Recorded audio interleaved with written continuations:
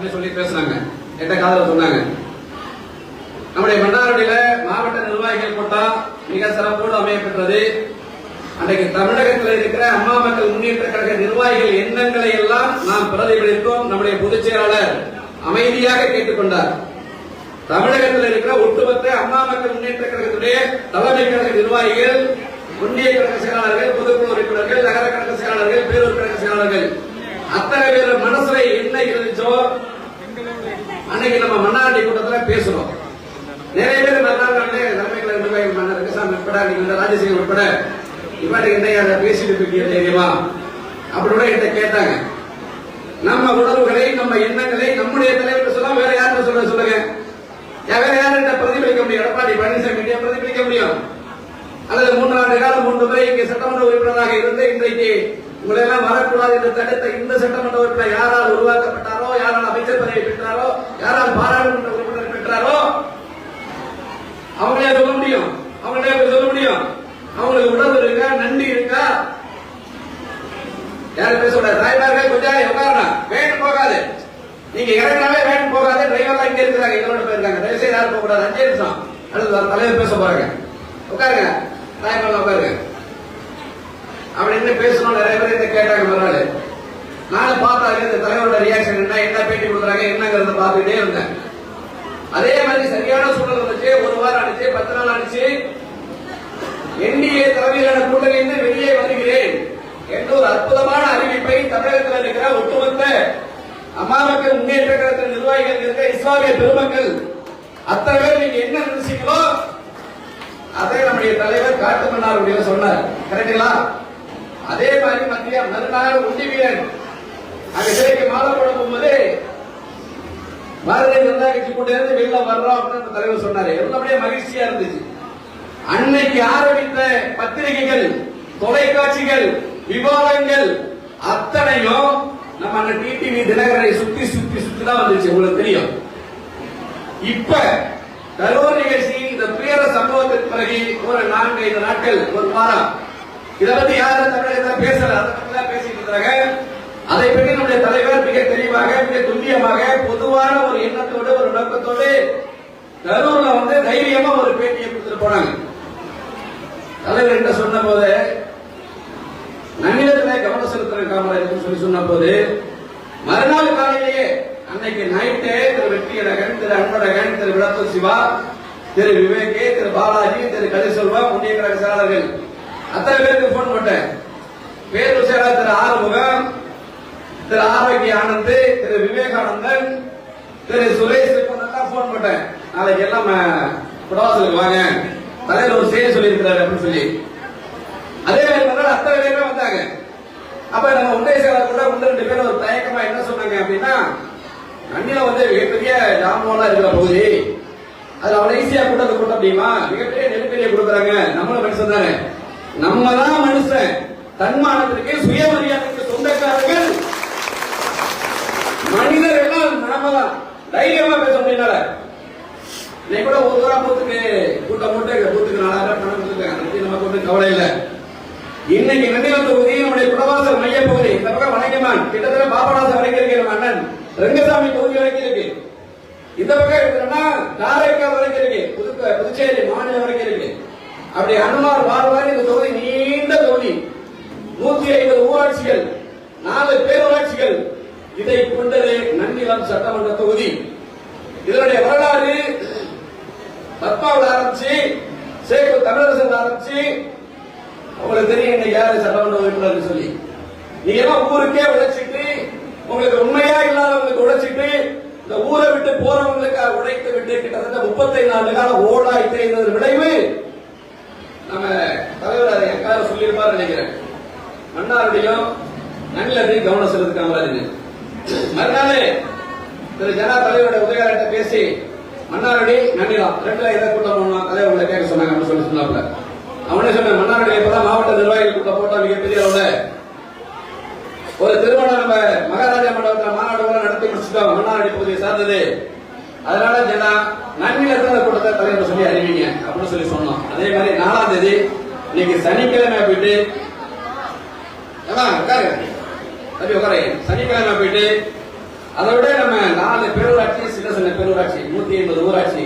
இந்த தொகுதிக்கு மையம் இந்த பகுதி குடவாசல் தான். இங்க போட்டா மட்டும்தான் சிறப்பா இருக்கும். ஒரு வாரத்துக்கு முன்னாடி நம்ம ரங்கசாமி நான் வெளில இருந்தேன். இங்க வந்து மண்டபம் ரொம்ப சின்ன மண்டபமா இருக்கு, எனக்கு போன்ல கிடைக்கல, அவர் வாட்ஸ்அப் கால்ல போடவே கிடைக்கல. மலர்வேந்தன் நம்ம சரவணன் கேட்டு சின்ன மண்டபமா இருக்கு அப்படின்னு சொல்லி. உங்களுக்கு என்னங்க, நிர்வாகிகள் இங்க உட்கார்ந்து இருப்பாங்க, பாக்கி ஒரு மாநாட்டை நீங்க கடத்தல பார்க்கலாம். இதை விட சிறந்த மண்டபம், இதை விட ஒரு நிகழ்ச்சியான மண்டபம், மக்களை காணுகிற தலைவர், மக்களை காணுகிற ஒரு பகுதி குடவாசல் பகுதியில் இருக்குன்னா அது இந்த தான் மையமானது அப்படின்னு சொல்லி அதை அனுமதி வாங்கி இந்த நிகழ்ச்சியை நடத்திட்டு இருக்கோம். இங்க வந்திருந்த இந்த நிகழ்ச்சியை சிறப்பித்த உங்கள் அத்தனை பேருக்கும் எனது கோடான கோடி நன்றியினை வணக்கத்தினை மீண்டும் ஒரு முறை தெரிவித்துக் கொள்கிறேன். நம்ம மலர்வேந்தன் சொன்னது மாதிரி தலைவர் யாரோடு வேண்டுமானாலும் கூட்டணி வைக்கட்டும். இன்னைக்கு வந்து முள்ளால மட்டும்தான் எடுக்க முடியும். முள்ளுக்கு போய் நம்ம உத்தரவு கொடுக்க முடியாது, முள்ளுக்கு போய் பச்சை உத்தரவு கொடுக்க முடியாது, சுடுதண்ணில உத்தரவு கொடுக்க முடியாது. முல்லை முள்ளால் மாத்திரம் எடுக்க முடியும். அதனுடைய தந்திரம் நம்முடைய அண்ணன் டிடிவி அவர்களுக்கு நன்கு தெரியும். அண்ணன் பேட்டியில மிக தெளிவா சர்வசாதாரண ஒரு 3-4 விஷயத்த சொல்றாங்க. அம்மா மக்கள் முன்னேற்ற கழகத்தின் நிர்வாகிகள் அடுத்து அரசு அமைய இருக்கிற கூட்டணியில் அம்மா மக்கள் முன்னேற்ற கழகம் இருக்கும். அதில் எங்களுடைய சட்டமன்ற உறுப்பினர்கள் அதில் பங்கு பெறுவார்கள். தெளிவா நான் சொல்லிட்டாரு, நீங்க அதான் புரிஞ்சுக்கணும். தெளிவா சொல்லிட்டாரு. அடுத்து அதே பேட்டியில, அடுத்த நாள் பேட்டியில துரோகத்துக்கு பரிசு நாம் கொடுத்தாக வேண்டும், விசுவாசம் இல்லாதவர்களுக்கு பரிசு நாம் கொடுத்தாக வேண்டும். நம்முடைய பகுதியில் மன்னார்குடியிலோ அல்லது நன்னிலத்திலோ கொடுப்பதன் மூலம் தமிழகத்தில் இருக்கிற நன்றி கெட்ட ஜென்மங்கள் திருந்த வேண்டும். தமிழகத்தில் மாத்திரமல்ல, உலகம் முழுவதும் இருக்கிற அரசியல்வாதிகளை போன்று நன்றி கெட்ட விளைவாக, துரோகத்தின் விளைவாக யார் யார் துரோகத்தில் இருக்கிறார்களோ அவர்களுக்கு ஒரு சௌகரி கொடுக்க வேண்டும் என்ற வேண்டுகோளை பல்வேறு தொலைக்காட்சிகளில் நம்முடைய அண்ணன் சொல்லி இருக்கிறார்கள். இன்னொன்னு சொல்றாங்க, நம்மை பொறுத்தவரை அண்ணா திராவிட முன்னேற்ற கழகம் சிதைந்துவிடக் கூடாது. சட்டமன்ற தேர்தலுக்கு பின்னால் நம்முடைய சட்டமன்ற உறுப்பினர்கள் வைத்துக் கொண்டு மீண்டும் பழுதான அண்ணா திராவிட முன்னேற்ற கழகத்தை, மீண்டும் செத்துக் கொண்டிருக்கிற அண்ணா திராவிட முன்னேற்ற கழகத்தை ஒரு தைரியம் இல்லாத, ஒரு விசுவாசம் இல்லாத ஒரு பொதுச் செயலாளர் என்று தனக்குத்தானே தம்பட்டம் அடித்துக் கொண்டிருக்கிற எடப்பாடி பழனிசாமியை இந்த உலகத்தை விட்டு, அண்ணா திராவிட முன்னேற்ற கழகத்தை விட்டு அப்புறப்படுத்துவதற்கு இந்த தேர்தலை நாம் சரியாக பயன்படுத்திக் கொள்ள வேண்டும். நிச்சயமா முடியும், நிச்சயமா முடியும். நம்மோட கூட்டணி வைத்த விஜயகாந்த் அவங்களுக்கு சட்டமன்ற உறுப்பினர் வந்தோட நம்முடைய அம்மாவையே கையை காய்ச்சி நாங்கள் உறுதி பேசினார்.